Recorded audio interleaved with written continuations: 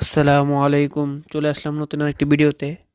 আর আজকের ভিডিওটা গত 12ই ডিসেম্বর শুক্রবার সেই ভোরে বাসা থেকে 5টার আগে বের হয়ে গেছি। 6টার আগে সেই কাঙ্ক্ষিত স্থানে আমরা রস খেতে গিয়েছিলাম। আমরা 2 মোটরসাইকেলে 4 জন গিয়েছি। আমাদের মাঝে ছোট ভাই বাঁচতে আর একজন স্পেশাল লোক, সেটা বড় চাস্তো ভাই, সে প্রবাসে থাকে মালয়েশিয়া। তাকে নিয়ে, বড় ভাইকে নিয়ে গিয়েছিলাম আর কি। আর এই স্থানটা হচ্ছে আমাদের টাঙ্গাইল চারাবাড়ি। যাই হোক, আমরা সেই সকাল সকাল সেখানে যেয়ে পৌঁছে দেখি প্রায় কয়েকশো লোক সেখানে জড়ো হয়ে গেছে।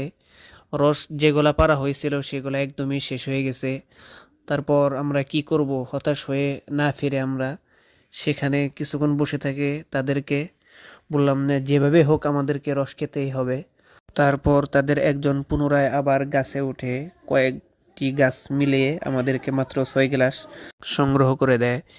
একটি বিষয় হলো, সেখানে প্রতিদিন লিটার থাকে 120 থেকে 130 টাকার মাঝে।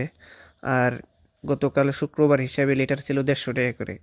আমাদের কারণে তারা দ্বিতীয়বার গাছে উঠছে, এই কারণে তারা আমাদের কাছ থেকে 180 টাকা লিটার নিচ্ছে। যাই হোক, মজা করছি, অনেক ধন্যবাদ। বিশেষ করে বড় ভাইকে ধন্যবাদ আমাদের সাথে সময় দেওয়ার জন্য। ভালো থাকবেন, দোয়া করবেন। আল্লাহ হাফেজ।